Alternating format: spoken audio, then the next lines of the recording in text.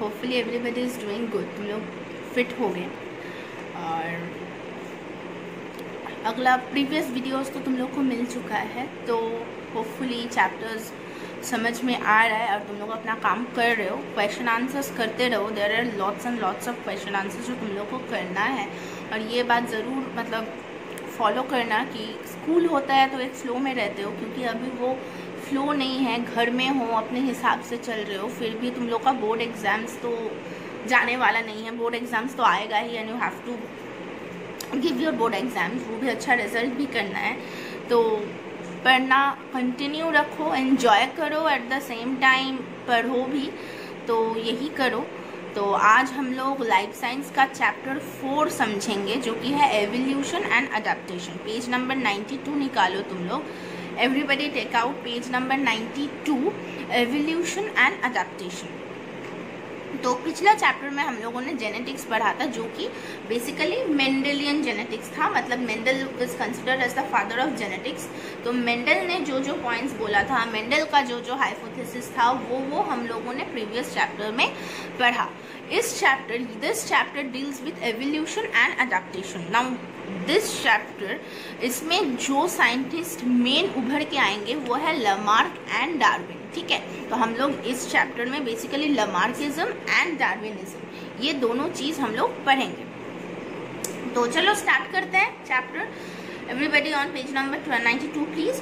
तो चलो let's start. तो क्या है एवोल्यूशन? तो एवोल्यूशन का पहले हम लोग डेफिनेशन समझेंगे कि मैम बार बार एवोल्यूशन बोल तो रही है, पर what is this evolution? Evolution क्या है? Evolution of origin of a genetically distinct type of organism। मतलब एक नया ऑर्गेनिज्म बनना फ्रॉम ऑलरेडी एग्जिस्टिंग ऑर्गेनिज्म। और जेनेटिकली डिस्टिंक्ट मतलब नया, डिफरेंट फ्रॉम अदर्स। तो एक नया जेनेटिकली डिस्टिंक्ट ऑर्गेनिज्म बनना from a already pre existing organism through various modifications, like कुछ चेंजेस होना, उसको हम लोग एवोल्यूशन बोलते हैं। ठीक है, ग्रेजुअल मॉडिफिकेशंस होता है, उसको हम लोग एवोल्यूशन बोलते हैं। तो एवोल्यूशन का ना कि किस तरह से हुआ, लाइक किस तरह से ह्यूमन बीइंग्स फॉर्म हुआ, या फिर किस तरह से ये लाइफ अर्थ में फॉर्म हुआ, ये तो फिलहाल किसी ने देखा नहीं है। तो हम लोग के पास क्या है? Whatever we have is like thesis, कि इस तरह से हो सकता है। हम लोग के पास हाइपोथेसिस है ज़्यादा से ज़्यादा कि शायद इस तरह से हुआ है। तो चलो देखते हैं कि क्या क्या हाइपोथेसिस है, क्या क्या प्रोसेस है, एवोल्यूशनरी इवेंट्स है, जिससे हम लोग लाइक एक आइडिया लगा सकते हैं कि चलो these are the kind of steps that has occurred, और जिसके वजह से एवोल्यूशन हुआ है लाइफ में, मतलब अर्थ में लाइफ फॉर्म हुआ है, and from that unicellular life human beings या फिर अपर ऑर्गेनिजम्स फॉर्म हुआ है। तो दो टाइप ऑफ एवोल्यूशन का थीसिस है। एक है केमिकल एवोल्यूशन, जो कि केमिस्ट लोग बोलते हैं। What is chemical evolution? Chemical evolution मतलब पहले छोटा छोटा सिंपल इनऑर्गेनिक मॉलिक्यूल्स बना, जैसे कि कार्बन, हाइड्रोजन, ऑक्सीजन, ये सब बना। फिर वो धीरे धीरे जाके बड़ा सा ऑर्गेनिज्म बनने लगा, मतलब प्रोटीन फॉर्म हुआ। पहले तो सिंपल कॉम्प्लेक्स मतलब सिंपल ऑर्गेनिक मॉलिक्यूल था, फिर वो जाके कॉम्प्लेक्स मॉलिक्यूल बना। ठीक है, मतलब प्रोटीन बना। अब प्रोटीन बनना मतलब where there is protein you have to consider कि देयर इज लाइफ। तो एकदम छोटा सा क्या बोला जाए, एकदम सिंपल सा कुछ मॉलिक्यूल से एक बड़ा सा मॉलिक्यूल बन गया। This is what is chemical evolution, जिसको हम लोग कोएजर्वेटिव मॉडल भी बोलते हैं। ठीक है, नेक्स्ट पेज टर्न करो।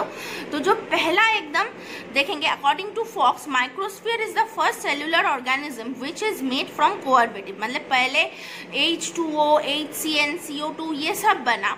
उसके बाद ये जनरली एवोल्यूशन के थ्रू जो पहला प्रोटोसेल बना, मतलब पहला जो सेल बना, उसको हम लोग बोलते हैं प्रोटोसेल या फिर प्रोबायोट।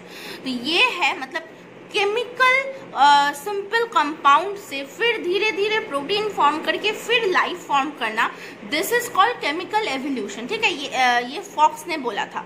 नेक्स्ट मतलब जो माइक्रोस्फीयर मॉडल है। Next is biological evolution. What is biological evolution? There is only the fossil records of prokaryotic organism but no direct evidence of origin of life is observed. तो हम लोग के पास फॉसिल्स तो है, पर फॉसिल्स है prokaryotes का, मतलब मैक्सिमम से मैक्सिमम बैक्टीरिया तक का फॉसिल्स है।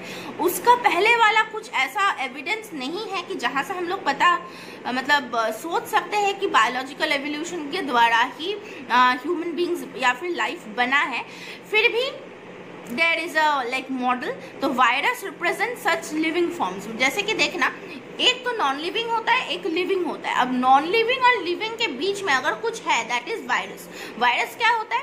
शरीर के बाहर में नॉन लिविंग होता है। ऑब्वियसली अभी वायरस के लिए तो तुम लोग काफी पढ़े ही होगे, कोरोना वायरस रिलेटेड। तो वायरस का क्या एक्टिविटी है कि शरीर के बाहर में अगर कोई वायरस पड़ा हुआ है, that behaves as a non living entity. ठीक है, वो नॉन लिविंग के जैसा बिहेव करेगा। You can't kill the virus, पर वायरस तभी शरीर के अंदर में घुसेगा, मतलब शरीर के अंदर में घुसने के बाद वो लिविंग जैसा बिहेव करना स्टार्ट करता है, जैसे कि मल्टीप्लाई करना स्टार्ट करता है। वायरस जब तक शरीर के अंदर में है, कोई भी लिविंग शरीर के बाहर है, वो तब तक नॉन लिविंग जैसा बिहेव करेगा, वो मल्टीप्लाई नहीं कर पाएगा। ओके, तो ये है वायरस का डेफिनेशन। तो यहाँ से पता चल रहा है कि नॉन लिविंग और लिविंग के बीच में वायरसेस तो बना, तो definitely there is a chance कि थ्रू बायोलॉजिकल एवोल्यूशन भी हम लोग का पहला लाइफ फॉर्म हुआ। अच्छा, नेक्स्ट इज एविडेंसेस। एविडेंसेस तुम लोग रीड कर सकते हो कि कैसे वाटर बना, फिर वहां से वेरियस टाइप ऑफ एसिड्स बना, ग्लाइसिन, अमाइनो एसिड्स बना, अमाइनो एसिड के बाद प्रोटीन बना। तो ये जो साइकिल है, this is like the evidence जो हम लोग केमिकल एवोल्यूशन से मिलता है। उसके बाद हम लोग देखेंगे major evolutionary events. Page number 95 में है, देखो पेज नंबर 95 में there is a flow chart. तो वो फ्लो चार्ट को तुम लोग को याद करना है। ठीक है, ये यूजुअली एग्जाम में आता है, जो कि है formation of earth. Formation of earth क्या था? देखो, from a gaseous hot ball. Side में देखो जो एरो करके दिया हुआ है, तो पहले एक गैशियस हॉट बॉल था, वो फिर अर्थ फॉर्म हुआ। गैशियस हॉट बॉल तब followed by chemosynthesis where organic molecules were synthesis. Organic molecules मतलब carbon, hydrogen, oxygen, these are all organic molecules. तो ये ऑर्गेनिक मॉलिक्यूल सिक्रीट होने लगा, तैयार होने लगा। उसके बाद फॉर्मेशन ऑफ अर्थ के बाद फिर जब प्रोटोसेल फॉर्म हुआ, that's a microsphere model. Protocell form होने के बाद देन ओरिजिन ऑफ लाइफ हुआ, मतलब लाइफ फॉर्म किया। उसके बाद ओरिजिन ऑफ यूनिसेल्युलर ऑर्गेनिज्म, पहले लाइफ फॉर्म हुआ, फिर धीरे धीरे यूनिसेल्युलर ऑर्गेनिज्म फॉर्म होने लगा। यूनिसेल्युलर मतलब जिसका एक ही सेल होता है और एक ही सेल बॉडी का सारा फंक्शन करता है, that is called unicellular organism. उसके बाद photosynthetic bacteria begin to release oxygen in the atmosphere. फिर यूनिसेल्युलर ऑर्गेनिज्म से फोटोसिंथेटिक बैक्टीरिया फॉर्म हुआ, जो कि एटमोस्फियर में धीरे धीरे ऑक्सीजन छोड़ना, मतलब ऑक्सीजन बनाना स्टार्ट किया। आफ्टर ऑक्सीजन हुआ फिर ओरिजिन ऑफ मल्टीसेल्युलर ऑर्गेनिज्म। ठीक है, तो पहले बोला जाता है कि एनारोबिक बैक्टीरिया फॉर्म हुआ, मतलब जिनको ऑक्सीजन नहीं चाहिए होता है। तो पहले एनारोबिक बैक्टीरिया या फिर ऑर्गेनिजम्स फॉर्म हुआ। उसके बाद जब फोटोसिंथेटिक ऑर्गेनिज्म फॉर्म हुआ, तब धीरे धीरे एटमोस्फेयर में ऑक्सीजन लेवल बढ़ने लगा and then gradually multicellular organism came in the picture. उसके बाद फिश लाइक वर्टिब्रेट फॉर्म हुआ, फिश तैयार हुआ। फिर लैंड प्लांट्स। बोला जाता है बेसिकली कि पहला लाइफ जो फॉर्म हुआ था वो पानी के अंदर ही हुआ था। रीजन इज कि पानी में डिजॉल्व ऑक्सीजन मिलता है, पहला बात। और दूसरा बात कि पानी के नीचे का जो एनवायरनमेंट है वो काफ़ी एक्सट्रीम होता है। तो अगर लाइफ पहले एक्सट्रीम नेचर में ही फॉर्म होगा, तब ना कंफर्ट जोन तैयार होगा। तो क्योंकि एक्सट्रीम जगह में जहाँ पे ऑक्सीजन नहीं है, ये नहीं है, फिर भी अगर लाइफ सस्टेन कर सकता है, तो ऑब्वियसली लाइफ पहले वहीं पे हुआ होगा। उसके बाद नॉर्मल मतलब लैंड में लैंड प्लांट्स एक्सेट्रा ये सब फॉर्म होने लगा। ठीक है, उसके बाद 4 लिम्ड वर्टिब्रेट्स, मतलब 4 पैर वाला वर्टिब्रेट फॉर्म हुआ। फिर धीरे धीरे it evolves into human. Correct.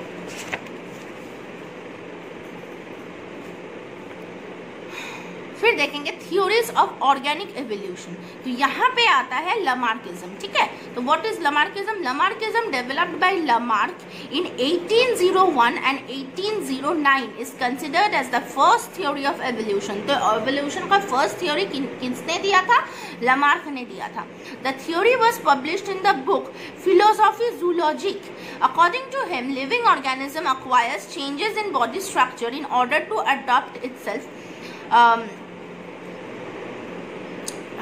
to the changed environment by the changes acquired by an organism during its lifetime। तो उनका जो थियरी था उसको हम लोग बोलते हैं इनहेरिटेंस ऑफ एक्वायर्ड कैरेक्टरिस्टिक्स, मतलब धीरे धीरे लिविंग ऑर्गेनिज्म में चेंज होना शुरू हुआ ताकि वो हार्श एनवायरनमेंट के साथ अडॉप्ट होना स्टार्ट कर दे, ठीक है। तो लमार्किज्म का कुछ इंपॉर्टेंट पॉइंट्स है जो हम लोग पढ़ेंगे, वो देखो तुम लोग पेज नंबर 96 में एकदम लास्ट पैराग्राफ का जो ऊपर वाला पैराग्राफ है, लास्ट पैराग्राफ का ऊपर वाला पैराग्राफ नोटिस करो। यहाँ पे 1 2 3 4 करके कुछ पॉइंट्स दिया हुआ है। पहला क्या है?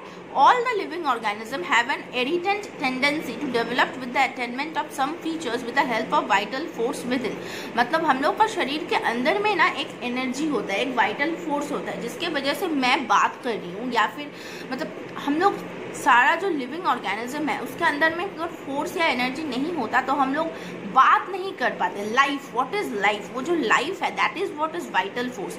मतलब एक डेड बॉडी और एक लिविंग बॉडी में यही तो डिफरेंस है। डेड बॉडी में भी सारा सिस्टम है, डाइजेस्टिव सिस्टम, ये सिस्टम, वो सिस्टम, सब कुछ है, मेरे बॉडी में भी है। पर what is different in our body, मतलब क्या डिफरेंस है मेरे बॉडी में और एक डेड बॉडी में? यही कि मेरे अंदर में लाइफ है, I am able to talk to you guys.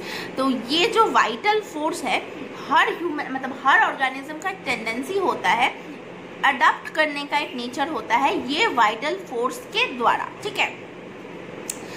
Next is an organism has the capacity to adapt itself to the environment due to adaptation changes occurring in the individual। तो धीरे धीरे इंडिविजुअल में भी changes होना start हो जाता है environmental change के साथ। A change usually appear in an organism due to new need। अगर नीड होता है, चाहिए होता है, डिमांड होता है तो ही चेंज होता है। अगर मैं एक जगह में बैठी हुई हूँ, मुझे पानी प्यास लगा है तो ही मैं मतलब फ्रिज में से जाके या फिर टेबल से जाके पानी का बॉटल लेके आऊंगी, अदरवाइज मुझे मूवमेंट का कोई ज़रूरत नहीं है। अगर मुझे कुछ नया चीज़ नहीं चाहिए होता है, I will not move, I will sit at that particular place. तो क्योंकि नया चीज़ें ज़रूरी है तभी डेवलपमेंट्स होता है। And number 4, constant use of an organ make it powerful and develop than one which is not properly used। This is very important। तुम्हारे शरीर में जो ऑर्गन ज़्यादा काम पे लगता है वो ऑर्गन बाद में जाके ज़्यादा मॉडिफाइड होता है। जैसे कि जिराफ का ही ले लो, नीचे खाना नहीं मिला था, ऊपर खाने के चक्कर में उसका गला लंबा हो गया। तो एक दिन में या एक साल में या 10 साल में तो नहीं हुआ, it was a very very very long process. उसी तरह हम लोग का ह्यूमन शरीर में वेस्टिजियल ऑर्गन्स बोल के कुछ ऑर्गन्स होता है जो कि अभी काम में नहीं लगता। जैसे कि अपेंडिक्स ले लो, पीछे का जो कॉक्सिस है वो ले लो, मतलब जो पूंछ, हम लोग का तो पूंछ नहीं होता है पर एनिमल्स में मतलब बंदर में पूंछ था, तो वो जाएगा कहाँ? वो एकदम छोटा कॉन्स्ट्रिक्ट होके ही हम लोग का शरीर में रह जाता है, just because we don't use it, इसीलिए वो एकदम छोटा सा फॉर्म में शरीर के अंदर में रह लेता है, ठीक है। तो ये गया लमार्क्स का कुछ पॉइंट्स, कुछ एग्जाम्पल, जैसे जिराफ का एग्जाम्पल मैंने बोला। फिर birds habituated in aquatic life developed web feet, जैसे कि तुम डक या ऐसा कुछ ले लो, मतलब duck is a kind of bird, right? जैसे चिकन बर्ड होता है उसी तरह डक भी बर्ड होता है, पर डक क्योंकि पानी में ज़्यादा रहता है तो उसका फीट देखना वेव फीट होता है, मतलब उंगली अलग अलग नहीं रहता है, जुड़ा हुआ रहता है, तो that is called wave feet, ताकि वो लोग प्रॉपरली स्विम कर पाए, ठीक है। फिर loss of eyesight of cave dwelling animals, अगर कोई एनिमल्स सालों भर साल केव मतलब गुफा के अंदर में रहता है, वो धीरे धीरे उसका जो आईसाइट है वो कम हो जाता है, क्योंकि गुफा के अंदर में तो लाइट नहीं जाता है, तो लाइट में देखने का जरूरत भी वो लोग का नहीं होता है, तो धीरे धीरे आईसाइट थोड़ा सा डवेल कर जाता है।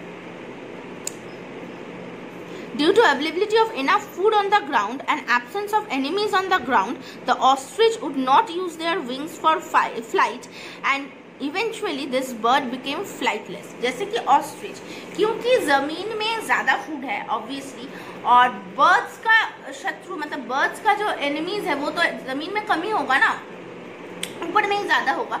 तो ऑस्ट्रिच लैंड में रहना शुरू कर दिया और धीरे धीरे उसका जो विंग्स है वो डिसफंक्शनल हो गया। तो ऑस्ट्रिच इसीलिए फ्लाइट बर्ड से फ्लाइटलेस बर्ड्स बन गया। ओके, अच्छा, नेक्स्ट हम लोग जाएंगे डार्विनिज्म में। मतलब डार्विन ने चार्ल्स डार्विन बोल के एक साइंटिस्ट थे जिन्होंने एक थियोरी दिया था जिनका नाम था थियोरी ऑफ नेचुरल सिलेक्शन। तो ये था डार्विन का थियोरी। तो Darwin stated that new species could be originated through natural selection. Therefore Darwin's natural selection reveals the mechanism of an origin of species. Darwin postulated his concept on the mechanism of evolution in a most rational and logical way. He observed certain incidences in nature and made deduction out of this observation. So बोला जाता है Lamarck ने शायद पहला theory दिया था evolution का, but Darwin's theory is much more rational and practical. तो डार्विन ने कुछ नेचर में कुछ चीज़ें ऑब्जर्व किया था और कुछ ऑब्जर्वेशंस के ऊपर बेस करके उन्होंने कुछ डिडक्शंस दिया था। तो let's see what are the observations and their related deduction. So page 98 के ऊपर देखो एक येलो कलर का टेबल है। So there is those observations and deductions. तो पहला ऑब्जर्वेशन क्या है? Living organism reproduce at enormous rate in GP, geometrical progress. तो बहुत ज़्यादा रिप्रोड्यूस करता है। तो यहाँ से क्या पता चला? Struggling for existence. क्यों ज़्यादा रिप्रोड्यूस करता है? क्योंकि मर जाने का चांसेस ज़्यादा है। तो एक मछली में देखना बहुत सारा अंडा फॉर्म होता है। क्यों? क्योंकि सारा अंडा तो बचेगा नहीं, तो ज़्यादा रिप्रोड्यूस कर रहा है ताकि कुछ तो एटलीस्ट बच जाए। तो this is what is called struggle for existence. ये बोला था मेंडल ने। दूसरा क्या था? Limitation of food and habitat में increase in AP. Arithmetic progress को बढ़ा सकता है अगर फूड और मतलब जगह, रहने का जगह कम हो जाए। Next is competition for food and shelter. मतलब खाने के लिए या फिर जगह में रहने के लिए मारपीट होना एनिमल्स में, दिस इज वेरी कॉमन। तो इसको हम लोग बोलेंगे survival of the fittest and natural selection. तो अगर दो एनिमल्स में फाइट हो रहा है फूड और शेल्टर के वजह से, जो बच गया मतलब जो जीत गया वो बच गया, राइट। तो this is what is called survival of the fittest. अब दो एनिमल्स मतलब need not be inter specific कि अगर मैं बोलूँ कि एक टाइगर में और एक डियर में लड़ाई हो रहा है तो ऑब्वियसली टाइगर तो डियर को खा ही जाएगा। तो वो टाइप का लड़ाई नहीं, पर हाँ डियर अगर ज़्यादा जोर से भाग सकता है टाइगर के मुकाबले, तो this is what survival of the fittest. मतलब जो अगर दो टाइगर के बीच में सब सोच लो कि लड़ाई हो रहा है, ठीक है, या फिर दो डियर के बीच में ही सोच लो लड़ाई हो रहा है, तो जिसमें वो दो टाइगर में जो ज़्यादा फिट होगा वही बचेगा। मतलब खाने के लिए एक ही खाना है, दोनों को खाना है एक ही मतलब अगर दिन ब दिन लड़ाई होता रहा तो जो फिट होगा वो ज़्यादा खाना मिलेगा और जो फिट नहीं होगा उसको खाना नहीं मिलेगा। तो जो फिट नहीं होगा वो बिना खाने के लिए ही मर जाएगा। Appearance of variation. एक ही स्पीशीज में वेरिएशंस अवेलेबल होता है। एक इंसान लंबा होता है, एक इंसान छोटा होता है, वो तो सोच ही लो। किसी इंसान का कान का जो ईयरलोब है फ्री होता है, किसी का अटैच्ड होता है। हेयर में ले लो, किसी का स्ट्रेट हेयर होता है, किसी का कर्ली हेयर होता है, किसी का ब्लैक होता है, किसी का ब्राउन होता है। आई बॉल मतलब आइरिस, आँख का कलर वो भी वेरी करता है। इंडिविजुअल्स अलग अलग है, स्पीशीज सेम है, इंडिविजुअल अलग है, इसीलिए कुछ ना कुछ वेरिएशंस भी अवेलेबल है, ठीक है। Survival of the fittest through gradual accumulation of variation and attainment of availability. जो एनिमल सबसे ज़्यादा अडॉप्ट कर पाएगा, जो एनिमल नेचर के चेंज से अपने आप को अडॉप्ट कर पाएगा, चेंज जितना होगा उसके शरीर में भी वो अडॉप्टेशन कर पाएगा, वही एनिमल फिट होगा, वही एनिमल सर्वाइव कर पाएगा, राइट। तो वही वाला चीज़ें यहाँ पे एक्सप्लेन किया हुआ है कि प्रोडिगलिटी ऑफ रिप्रोडक्शन की ज़्यादा से ज़्यादा रिप्रोड्यूस होता है ताकि कुछ ना कुछ तो बच जाए। Limitation of food and space. अगर फूड स्पेस लिमिटेड है तो देखो, अगर फूड स्पेस लिमिटेड होना भी ज़रूरी है। तुम लोग सोचो कि मैम अगर लिमिटेड नहीं होता तो ही तो अच्छा होता, पर सोचो बहुत ज़्यादा अगर कुछ भी हो जाए तो वो अच्छा नहीं है ना। तो फूड और शेल्टर हमेशा लिमिटेड ही होगा, तभी एक पॉपुलेशन चेक भी होगा, ना तो बहुत ज़्यादा तो सब कुछ का बहुत ज़्यादा सब अगर बहुत ज़्यादा टाइगर्स हो गया, बहुत ज़्यादा स्नेक्स हो गया, बहुत ज़्यादा इंसान जो कि हो चुका है, तो this is not at all good for nature. उसके बाद struggle for existence, competition for survival. बचने के लिए, जिंदा रहने का एक लड़ाई होता है। सर्वाइवल ऑफ द फिटेस्ट, जो सबसे ज़्यादा फिट होगा वही सर्वाइव करेगा, ठीक है। तो यहाँ पे हम लोग पेज नंबर 99 में देखो, N analysis on the reality of Darwin's theory, यहाँ पे पढ़ेंगे मतलब जितना जितना डार्विन का थ्योरी है उसके साथ रिलेटेबल कुछ एग्जाम्पल्स है जो तुम लोग रीडिंग पढ़ोगे। उसके बाद evidence for the theory of evolution, मतलब क्या क्या एविडेंस मिला है, मतलब डार्विन ने बोला या फिर लामार्क ने बोला कि प्री एग्जिस्टेंट कुछ ऑर्गेनिज्म से न्यू ऑर्गेनिज्म फॉर्म होना, यही एवोल्यूशन है। तो इसका हम लोग के पास कुछ कुछ एविडेंसेस भी है। आग बंद करके हम लोग किसी का बात का भी यकीन नहीं करते जब तक हम लोग को प्रूफ ना मिल जाए। तो हियर इज द एविडेंस। देखो हॉर्स के लिए पहले एक हॉर्स फॉर्म किया था। तुम लोग ये हॉर्स का जो सीक्वेंस ऑफ एवोल्यूशन है, योहीपस से लेके यूक्वस तक, ये जो सीक्वेंस है, पहले योहीपस, उसके बाद मेसोहिपस, फिर मारिकिपस, फिर फिलीहिपस, फिर क्विसस, ये जो पांचों एवोल्यूशन है, मतलब इवोल्यूशनरी जो फ्लो चार्ट है वो प्रॉपरली पढ़ोगे कि सबसे पहले कौन सा हॉर्स था, फिर धीरे धीरे कौन सा हॉर्स एकदम मॉडर्न कौन सा हॉर्स बना। तो ये evolution of horse is very important, ठीक है। ये लगभग हर साल ही आता है घुमा फिरा के। इंक्रीज इन साइज के हिसाब से क्या है, मॉडिफिकेशन स्ट्रक्चर के हिसाब से क्या है, ये तुम लोग हॉर्स का मॉडिफिकेशंस पढ़ोगे। यहाँ पे पेज नंबर 102 में एक टेबल है, यहाँ पे है कि पहले क्या हॉर्स था, हॉर्स का क्या क्या मॉडिफिकेशंस हुआ, क्या क्या चेंजेस हुआ, ये सब कुछ दिया हुआ है यहाँ पे, ठीक है। उसके बाद है देखो evidence from comparative anatomy. Anatomy देख के भी समझ में आता है कि किस तरह से एवोल्यूशन हुआ है। पहला है होमोलोगस ऑर्गन। होमोलोगस ऑर्गन क्या होता है? In vertebrates there are certain organs which are functionally different but have similar structural organization. Structure में वो सेम है, मतलब ओरिजिन उसका सेम होगा पर उसका फंक्शन अलग है। तो यहीं से पता चल रहा है कि ओरिजिन अगर सेम है तो ऑब्वियसली सेम जगह से ही फॉर्म हुआ होगा, पर क्योंकि उसका फंक्शन अलग अलग होता है इसीलिए वो जाके बाद में डिफरेंट हो गया। तो इसका क्या क्या एग्जाम्पल दे सकते, जैसे कि forelimb of horses and wings of birds. देखो घोड़ा का जो सामने का पैर है, चिड़िया का वही सामने का पैर इज मॉडिफाइड इनटू विंग्स। घोड़ा को दौड़ने के लिए सामने का पैर 4 लिम्स है क्योंकि वो दौड़ पाता है, वो चल पाता है।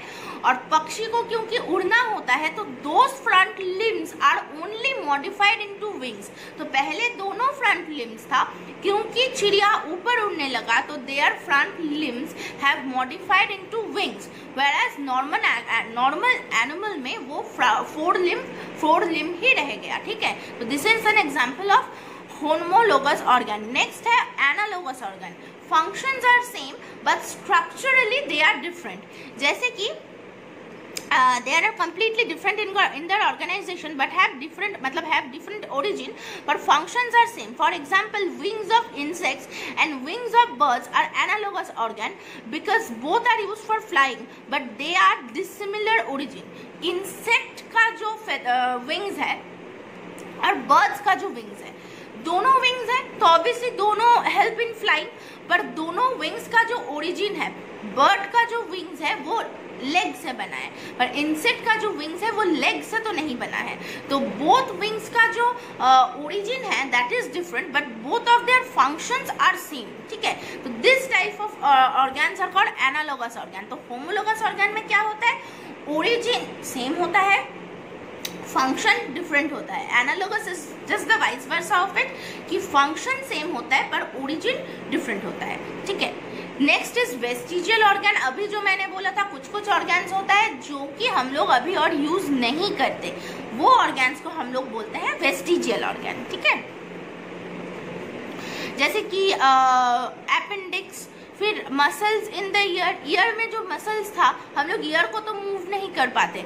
डॉगीज एक्सेट्रा देखना ईयर्स को मूव कर पाता है ना, कान को इधर उधर हिलाता है, काउज एक्सेट्रा, पर हम लोग तो ईयर को नहीं हिलाते, एक ही जगह में फिक्स होता है। तो इसीलिए हम लोग का ईयर मसल जो है वो वेस्टिजियल बन गया, ठीक है।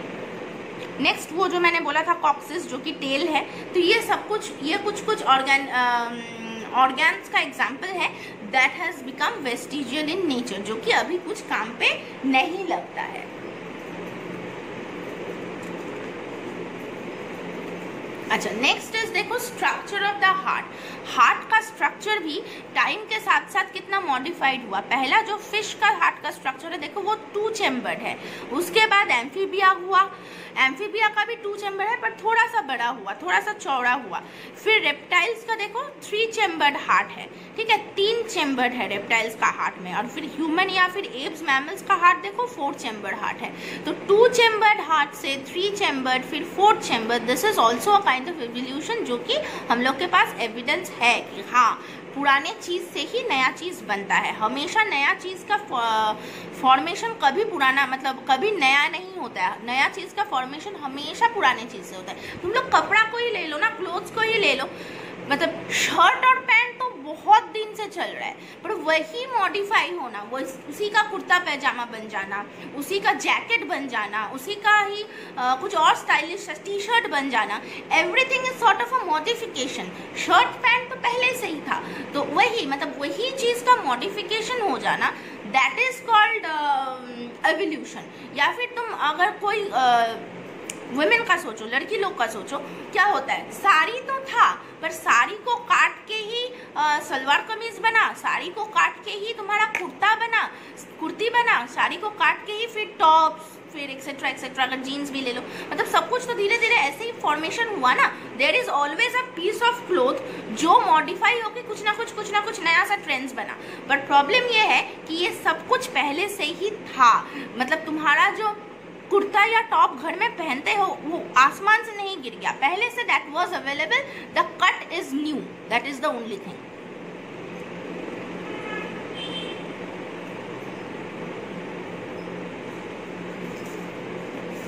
उसके बाद है बिहेवियरल एंड अडेप्टेशन। बिहेवियर देखो, ये वाला एक चीज नोटिस करना, पेज नंबर 109 में, scientific study of animal behaviour को हम लोग इथोलॉजी बोलते हैं। एक एनिमल एक एक जगह पे एक टाइप का बिहेव करता है, ठीक है। तो ये बिहेवियर को, जैसे कि मेल फीमेल का अट्रैक्शन होना, जहाँ पे खाना है वहाँ पे जाना, ब्रीडिंग सीजन्स में दोनों मतलब मेल फीमेल को एक साथ में रहना, अलग सीजन्स में अलग रहना, ये सब कुछ बिहेवियरल एक पैटर्न होता है जो हर एनिमल्स फॉलो करता है। ऑटम में पत्ता का मतलब पत्ता सारा गिर जाना, फिर स्प्रिंग में नया पत्ता निकालना, everything is a behavioural pattern. और अडेप्टेशन मतलब हार्श एनवायरनमेंट के साथ वो उसको मना लेना प्रॉपरली, उसको हम लोग बोलेंगे अडेप्टेशन। अब अडेप्टेशन का कुछ एग्जाम्पल्स है। पहला है कैक्टस। कैक्टस तो एक प्लांट है ना, तो ऑब्वियसली उसका पहले पत्ता ही था। अब क्योंकि वो डेजर्ट रीजन में रहने लगा, तो वहाँ पे अगर पत्ता ज़्यादा बड़ा होगा तो क्या होगा, पानी का रिक्वायरमेंट बहुत ज़्यादा होगा, ट्रांसपिरेशन बहुत ज़्यादा होगा। तो पानी का रिक्वायरमेंट को मिनिमलाइज करने के लिए, कि यहाँ पे पानी तो मिलता ही नहीं है, तो पानी मुझे मतलब पानी अगर मुझे चाहिए तो मैं यहाँ पे बचने वाला तो हूँ नहीं, तो क्या किया, उसका जो पत्ता है वो धीरे धीरे थॉर्न्स में बदलने लगा, तो द लीव्स बिकेम स्पाइन्स, एकदम पतला पतला। तो उसमें water requirement is very minimal, तो वो वाटर रिक्वायरमेंट घट गया, ट्रांसपिरेशन का रेट भी घट गया, इसीलिए कैक्टस डेजर्ट रीजन में रहना स्टार्ट कर दिया। उसके बाद स्विम ब्लैडर इन फिश तो स्विमिंग करता है, मतलब पानी में रहता है तो स्विम करना जरूरी है, तो वो धीरे धीरे एयर सैक एक स्विम ब्लैडर बनने लगा। एयर सैक इन बर्ड क्योंकि आसमान में फ्लाई करता है तो उसका शरीर को हल्का होना ज़रूरी है। तो एक तो बर्ड का जो बोन्स है वो काफ़ी हल्का होता है, हॉलो स्ट्रक्चर होता है, और बर्ड के शरीर के अंदर में एक एयर सैक होता है जिसमें ज़्यादा से ज़्यादा एयर अगर भर लो तो द बॉडी बिकम्स लाइटर और वो आसानी से फ्लाई करने में हेल्प करता है, ठीक है। फिर फिजियोलॉजिकल कुछ चेंजेस होता है, ये तो क्या है मॉर्फोलॉजिकल चेंजेस कि शरीर के अंदर में क्या क्या चेंज है। फिजियोलॉजिकल चेंज मतलब जैसे कि salt adaptation of Sundari plant का जो रूट होता है तुम लोग को पता ही है, न्यूमोटोफोर, पानी के अंदर में घुस के फिर बाहर निकल के आता है, ये है ताकि वो लोग ब्रीथ कर पाए सॉल्ट वाटर में भी। या फिर वो लोग का सॉल्ट ग्लैंड होता है जहाँ पे ज़्यादा से ज़्यादा सॉल्ट वो लोग स्टोर कर पाए ताकि सॉल्टी एनवायरनमेंट में भी वो जिंदा रह पाए।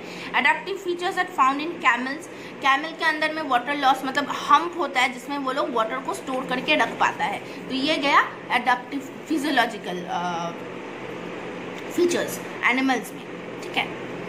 उसके बाद बिहेवियरल कुछ अडेप्टेशन है, जैसे कि चिंपांजी लोग प्रॉब्लम सॉल्व कर पाता है, दो पत्थर से आग जला पाता है, ट्विग्स फॉर्म करता है जिससे वो लोग कुछ ना कुछ वेपन्स बना पाता है, ये सब कुछ चिंपांजी लोग कर पाता है। Next is communication by honey bees. Honey B का ना एक स्टोरी है, उनमें क्वीन है, उनमें मेल वर्कर्स है, किंग है, तो ये सब कुछ है। ये जो मतलब चीज़ें कि कौन क्या काम करेगा, क्वीन का क्या काम होता है ब्रीड करना, मेल वर्कर्स का क्या काम होता है हनी वैक्स, मतलब सॉरी वैक्स जो है, नेक्टर्स जो है, ये सब जुगाड़ करके लाना, वो जो बी हाइव मधुमक्खी का जो वो बनता है, हाइव बनता है, वो फॉर्म करना। तो ये सब कुछ there is a story in it कि ऐसे ही जिंदा नहीं है, दे हैव सम वर्क, कुछ काम करता है जो तुम लोग देख सकते हो। तो this is what is behavioural adaptation. ये हम लोग को, ये कम्युनिटी हम लोग को हनी बी में देखने को मिलता है। तो यही है तुम लोग का chapter basically evolution. It's a story like chapter, ज़्यादा कुछ याद करने का नहीं है। वो कुछ हॉर्स का मॉर्फोलॉजिकल स्ट्रक्चर है वो याद करोगे, लामार्क्स का कुछ पॉइंट्स याद करोगे, डार्विन का मतलब इनका जो थ्योरी है वो तुम लोग पॉइंट वाइज पॉइंट पढ़ोगे, और बाकी इन जनरल ना ये सब कुछ एक स्टोरी जैसा ही है। कुछ कुछ चीज़ें इंपॉर्टेंट है, जैसे कि सुंदरी कैसे सॉल्ट अडाप्ट करता है, 3 फीचर्स है, या फिर कैमल का क्या एग्जाम्पल है, और होमोलोगस ऑर्गेन्स का एग्जाम्पल, एनालोगस ऑर्गेन्स का एग्जाम्पल्स, डेफिनेशंस, ये कुछ पढ़ना है, but it's almost like a story. तो चैप्टर पढ़ने में होपफुली ख़राब नहीं लगेगा। तो चलो, ये chapter is done, explanation is complete. So तुम लोग को जो काम है वो करना है, सब कुछ सॉल्व करना धीरे धीरे स्टार्ट कर दो। तुम लोग का सिलेबस इज ऑलमोस्ट ओवर, और सिर्फ हम लोग का सिर्फ एक ही चैप्टर और बचेगा, chapter 5। So we have a lot of time. तो तुम लोग धीरे धीरे ये क्वेश्चन आंसर सॉल्व करना स्टार्ट कर दो। ओके, चलो, थैंक यू।